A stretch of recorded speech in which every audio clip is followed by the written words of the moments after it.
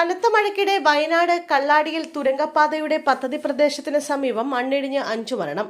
നിരവധി പേർക്ക് പരിക്കേറ്റു. ഇതിൽ ഒരാളുടെ നില ഗുരുതരമാണ്. തുരങ്കപാതയ്ക്കായി നിർമ്മിച്ച കോൺക്രീറ്റ് ഭിത്തിയും മണ്ണിടിച്ചിലിൽ തകർന്നു. മണ്ണിനടിയിൽ കുടുങ്ങിയ 6 പേരെ രക്ഷപ്പെടുത്തി ആശുപത്രിയിലേക്ക് മാറ്റി.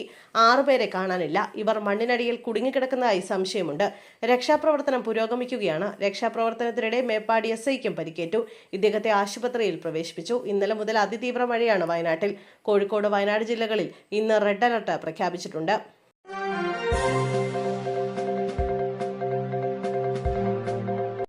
ദേശീയ ഭക്ഷ്യസുരക്ഷാ നിയമത്തിൽ ഭേദഗതി വരുത്താനുള്ള കേന്ദ്ര സർക്കാർ നീക്കത്തിനെതിരെ CPM polit bureau. Antyodaya Anna Yojana പദ്ധതി പ്രകാരമുള്ള റേഷൻ ആനുകൂല്യങ്ങൾ നിലവിലുള്ള കുടുംബാടിസ്ഥാനത്തിൽ നിന്ന് വ്യക്തിഗത അടിസ്ഥാനത്തിലേക്ക് മാറ്റാനുള്ള നിർദ്ദേശം ദരിദ്രരെയും അണുകുടുംബങ്ങളെയും ദോഷകരമായി ബാധിക്കുമെന്ന് CPIM പ്രസ്താവനയിൽ വ്യക്തമാക്കി. പുതിയ ഭേദഗതി പ്രകാരം ഒരാൾക്ക് 7 കിലോഗ്രാം ധാന്യം വീതം ലഭിക്കുമെങ്കിലും വലിയ കുടുംബങ്ങളുടെ ആകെ വിഹിതം 35 കിലോഗ്രാമായി പരിമിതപ്പെടുത്തിയിരിക്കുന്നതിനാൽ അവർക്ക് ഇതുകൊണ്ട് പ്രയോജനമില്ല. അതേസമയം നിലവിൽ പ്രതിമാസം 35 കിലോഗ്രാം ധാന്യം ഉറപ്പുവരുത്തുന്ന ചെറിയ അംഗസംഖ്യയുള്ള കുടുംബങ്ങളുടെയും വയോധികർ മാത്രമുള്ള വീടുകളുടെയും വിഹിതം ഇത് ഗണ്യമായി കുറയ്ക്കും. ജനസംഖ്യാ നിയന്ത്രണം വിജയകരമായി നടപ്പിലാക്കിയ കേരളം ഉൾപ്പെടെയുള്ള ദക്ഷിണേന്ത്യൻ സംസ്ഥാനങ്ങൾക്ക് ഈ ഭേദഗതി വലിയ തിരിച്ചടിയാണ്. ഗുണഭോക്താക്കളുടെ പട്ടിക പുതുക്കണമെന്നും ജനവിരുദ്ധ ഭേദഗതി അടിയന്തരമായി പിൻവലിക്കണമെന്നും CPIM ആവശ്യപ്പെട്ടു.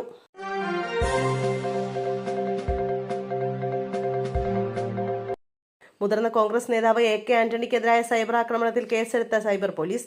തിരുവനന്തപുരം സൈബർ പോലീസാണ് സ്വമേധയാ കേസെടുത്തത്. BJP അനുകൂലമായി AK ആന്റണി പ്രസ്താവന നടത്തിയെന്നായിരുന്നു പ്രചരണം. ഇതിനെതിരെയാണ് കേസെടുത്തത്.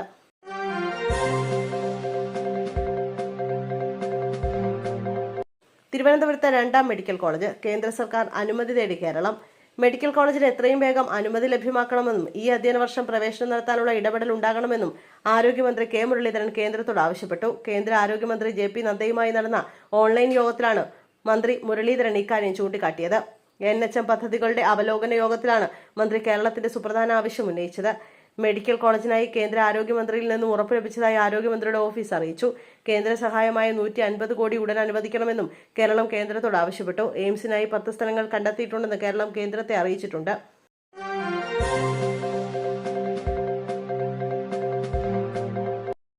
PMശ്രീ പോലുള്ള വിവാദ പദ്ധതികൾ നടപ്പിലാക്കാനുള്ള സംസ്ഥാന സർക്കാരിന്റെ തീരുമാനത്തിനെതിരെ ഹൈക്കമാൻഡ്.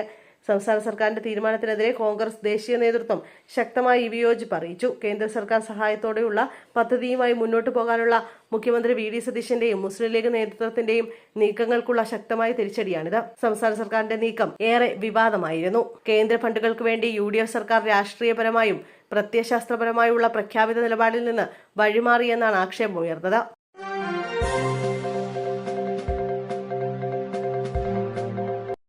അതിതീവ്ര മഴയും റെഡ് അലർട്ടും. വിദ്യാഭ്യാസ സ്ഥാപനങ്ങൾക്ക് നാളെ അവധി. വയനാട് ജില്ലയിൽ ഇന്നലെ രാത്രി മുതൽ അതിതീവ്ര മഴ പെയ്യുന്ന സാഹചര്യത്തിൽ ജില്ലയിലെ വിദ്യാഭ്യാസ സ്ഥാപനങ്ങൾക്ക് നാളെ അവധി പ്രഖ്യാപിച്ചു. കനത്ത മഴയെ തുടർന്ന് ജില്ലയിൽ റെഡ് അലർട്ട് പ്രഖ്യാപിച്ച പശ്ചാത്തലത്തിലാണ് ബുധനാഴ്ച വിദ്യാലയങ്ങൾക്ക് അവധി നൽകാൻ തീരുമാനിച്ചതെന്ന് വയനാട് ജില്ലാ കളക്ടർ മേഘശ്രീ ഔദ്യോഗിക പ്രസ്താവനയിലൂടെ അറിയിച്ചു. അതേസമയം ഇന്ന് രാവിലെ കള്ളാടി മീനാക്ഷിപ്പാലത്തിന് സമീപമുണ്ടായ വൻ മണ്ണിടിച്ചിൽ മേഖലയിൽ രാത്രി വൈകിയും തെരച്ചിൽ തുടരുമെന്ന് ജില്ലാ കളക്ടർ മേഘശ്രീ പറഞ്ഞു. രക്ഷാപ്രവർത്തനം ശക്തമാക്കുന്നതിനായി ദേശീയ ദുരന്ത പ്രതികരണ സേനയുടെ 2 യൂണിറ്റുകൾ കൂടി ഉടൻ സംഭവസ്ഥലത്തെത്തും.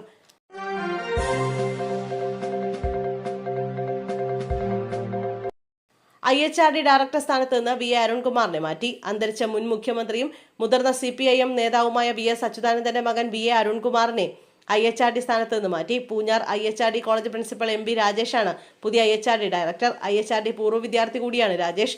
3 വർഷം മുമ്പാണ് LDF സർക്കാർ VA അരുൺകുമാറിന് IHRD ഡയറക്ടർ ഇൻചാർജ് ചുമതല നൽകിയത്. അരുൺകുമാറിന്റെ നിയമനം ചോദ്യം ചെയ്ത നിരവധി പരാതികൾ നേരത്തെ ഹൈക്കോടതിയിലെത്തിയിരുന്നു. ഈ പരാതികളിൽ സ്വമേധയാ കേസെടുത്ത ഹൈക്കോടതി അന്വേഷണത്തിന് ഉത്തരവിട്ടിരുന്നു.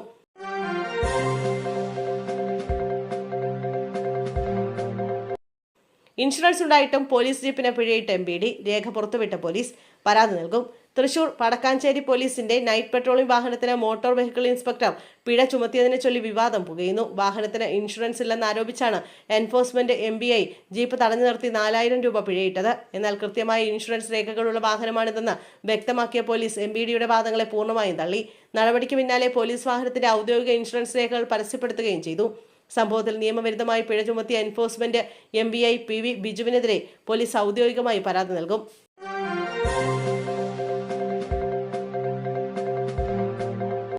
പാഠപുസ്തക വിതരണത്തിലെ താമസം. +1 വ്യാജ പുസ്തകങ്ങൾ വിപണിയിൽ. +1 ക്ലാസ് തുടങ്ങിയിട്ടും പാഠപുസ്തക വിതരണം പൂർത്തിയായില്ല. തിങ്കളാഴ്ച ക്ലാസ് തുടങ്ങിയപ്പോഴേക്കും വടക്കൻ ജില്ലകളിൽ വ്യാപകമായി വ്യാജ പതിപ്പെത്തി. പാഠ്യപദ്ധതി പരിഷ്കരിച്ചതിനാൽ ഈ വർഷം മുതൽ 1ാം വർഷ ഹയർ സെക്കൻഡറിയിൽ പുതിയ പാഠപുസ്തകങ്ങളാണ്. തിരുവനന്തപുരം ഉൾപ്പെടെയുള്ള ഒട്ടേറെ ജില്ലകളിൽ ഏതാനും പാഠപുസ്തകങ്ങൾ മാത്രമാണ് എത്തിയത്. പാലക്കാട്, കണ്ണൂർ തുടങ്ങിയ വടക്കൻ ജില്ലകളിലെ സ്കൂളുകളിൽ ഒരാഴ്ച മുമ്പേ ഒറിജിനലിനെ വെല്ലുന്ന കവർ സഹിതം പുതിയ പുസ്തകങ്ങളുടെ വ്യാജ പതിപ്പുകൾ എത്തി. സർക്കാർ വിതരണം വൈകുന്നുവെന്ന് മനസ്സിലാക്കി ചില സ്വകാര്യ ഏജൻസികളാണ് വ്യാപകമായി വ്യാജ പതിപ്പ് അച്ചടിച്ചിറക്കിയത്. 100 രൂപയ്ക്ക് മുകളിലാണ് ഇവയുടെ വില. സർക്കാർ നിർദ്ദേശം ലംഘിച്ചാണ് ഈ നടപടി.